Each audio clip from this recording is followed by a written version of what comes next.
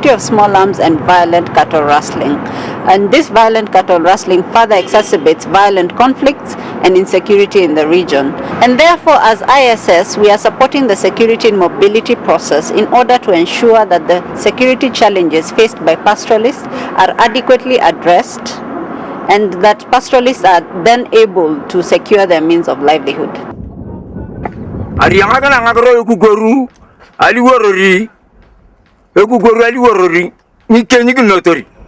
Nyajeni akoloko nyete ni bore koloko nyikin akwar na kolalo chiu adakan tiaje kon engeta dogona ke yengi lo lo morto da ngun kan so la da tanyi di yende engeta bore ni ya li woro kenye ko anya keneti ataraka de bongu mitunga lu kulozi nyigiyeni kenyi de nyigiyeni nyoda. The Karamoja cluster is commonly understood to refer to the borderlands that straddle southwest Ethiopia, northwest Kenya, southeast Sudan, and northeast Uganda, inhabited by pastoralists sharing a common history, lineage, and culture. The Turkana-Karamoja region is arid and characterized by a fragile ecosystem, susceptible to insecurity due to regional, ethnic, and political interplay within the Kenya, Uganda, Sudan, Ethiopia borderlands. Araibocha etwani kolo kawa pikizinginya atoria mungi deke yangarin atama awezi ataka nginya akopana sakari ayanga bera as a woman I have many burdens. I have children. I am supposed to cater for the husband's water. I'm supposed to cater for the children's water. I also go up to that ball. And when I reach there, I get killed there in an attempt to extract water. Tarke mwana kwa wonit kama munyo anjute ptonglo kiboyo kape kidil kwa Karamoja. Kama mvua inyeshi sasa tunapata shida ya ngame, basi tunaenda kutapotanga wanyasi huko pande ya Sudan huko na ngana tutapata tu pole pole hivyo. Sasa wakati kama mvua inanyesha hivi tunarudi upande ya Sudan, tunarudi upande yetu Kenya yetu. Turkans have lost a lot. A lot of livestock have been lost to raiders. A lot of lives have been lost to raiders. And a lot of starvation that has led to massive relief food distribution in the district. Conflict. It has now brought about poverty. People have no animals so that they can pay for fees of their children. They have completely now come to settle here, which is a new development altogether. And as pastoralists, they don't know this life. It's a new life. Insecurity has threatened not only the social well-being of pastoralists, but also their survival. Protecting pastoralists' lives and livelihoods is the key to sustainable development in drought-prone areas. Pastoralist security is central to maintaining security in the Horn and East Africa. That natural resource used to be free. So conflicts arise now over access to water because people will prevent the visitors, the new arrivals, from accessing the water, saying that, well, you'll finish for us and we have nowhere to go. Somalia and Kenya share a porous border roughly 400 kilometers long. The larger Mandera, Wajir, Garissa, and Ijara districts of Kenya's northeastern province border the Somali regions of Gedo in the north and Lower Juba in the south.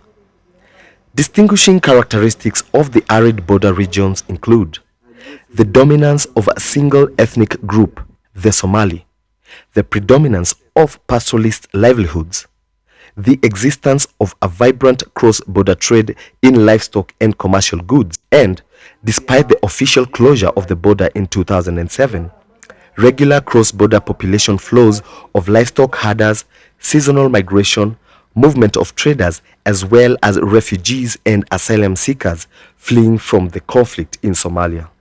The falling of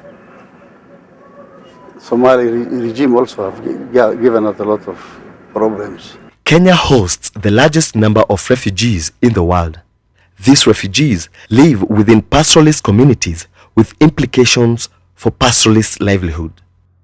The presence of a large number of refugees in the Dadaab camps of Garissa in the Kenya-Somalia border in the last 2 decades have also led to fierce competition over resources between the local pastoralist host community and the refugees.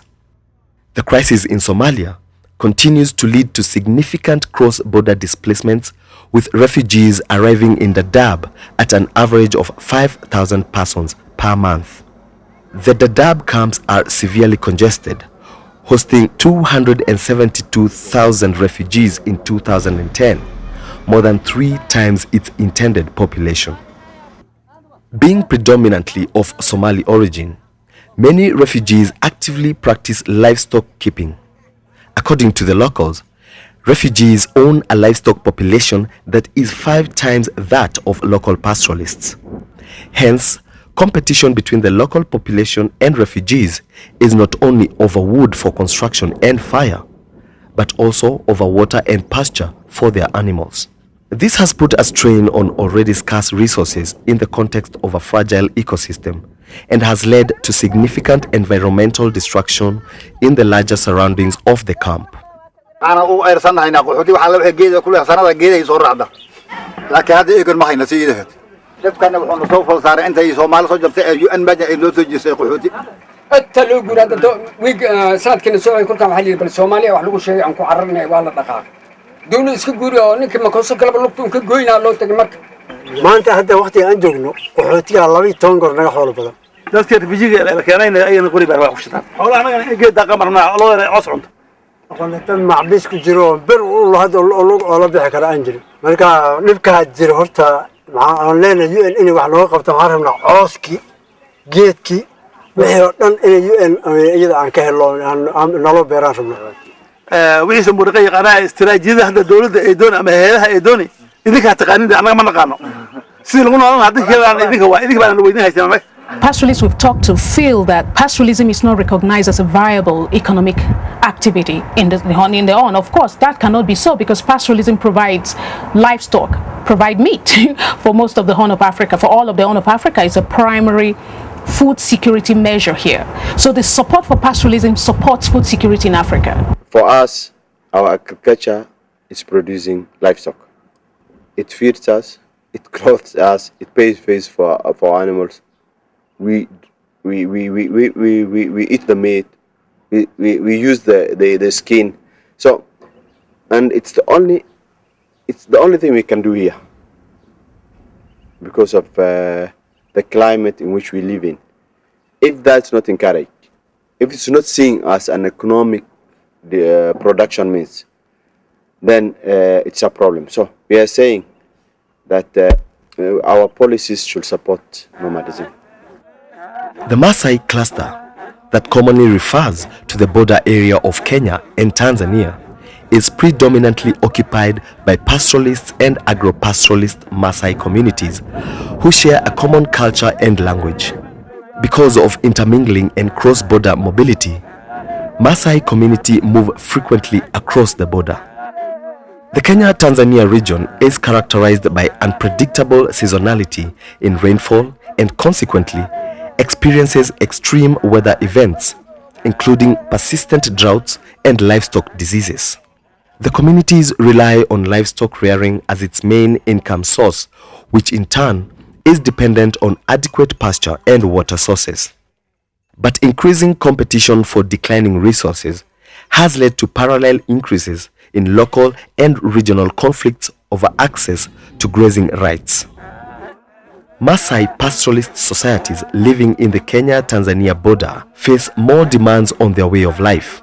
The dominant production modes in the cluster areas are pastoralism, agro-pastoralism, farming, and irrigation, with most households combining these strategies according to the livelihood opportunities available at a given time in a certain location.